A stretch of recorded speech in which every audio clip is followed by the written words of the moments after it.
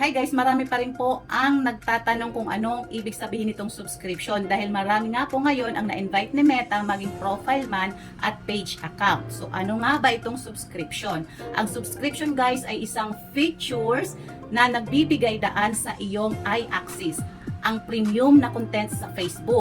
Magagamit mo itong subscription para suportahan ang ilang content creator dito sa Facebook sa pamamagitan ng pagbabayad ng subscription fee kada buwan. So ang ibig sabihin po nito, kikita lamang po tayo dito sa subscription kapag ang ating mga viewers, audience, or followers ay magsusubscribe po sa atin. Pero magbabayad po sila ng subscription fee.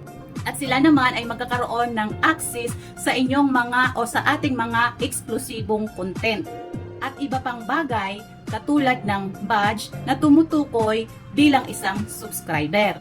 Okay guys, malinaw po, kikita lamang tayo dito sa subscription kapag meron pong magsusubscribe po sa atin kada buwan. So sa mga nagtatanong naman po kung paano po ang pag-set up ng subscription, so ito guys, turuan ko po kayo. Based po ito sa aking pag-set up.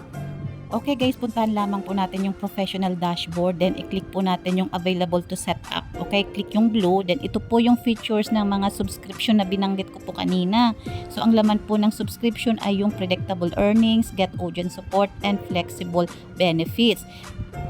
Dito naman sa baba makikita natin yung subscription details. Merong nire-recommend si Meta kung magkano yung monthly price. Ayan, merong $55, $99, $135, $165, $269, and $539. Ang pinili ko lamang po ay yung 55 para po mas affordable naman kung meron namang magsusubscribe po sa atin. So kasi si Meta depende po sa ating followers, yung bilang ng followers po natin. Kasi merong iba na hindi po na-approve kasi ang pinili nila ay yung matataas na subscription fee.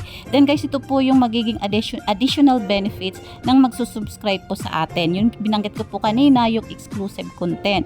So, kapag mag-set up po tayo, i-click po natin yung itong subscription benefits.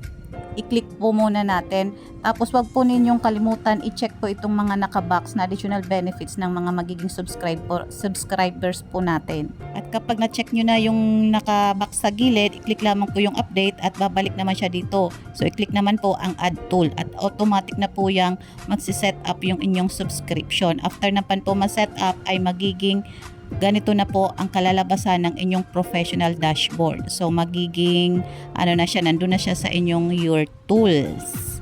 Ayan guys. So ang magiging itsura naman po ng subscription kapag nagkaroon tayo ng earnings, ganito naman po. Diyan po sa recurring, yan, at saka nyo kapag merong mga nagsusubscribe, makikita po natin ang ating mga earnings.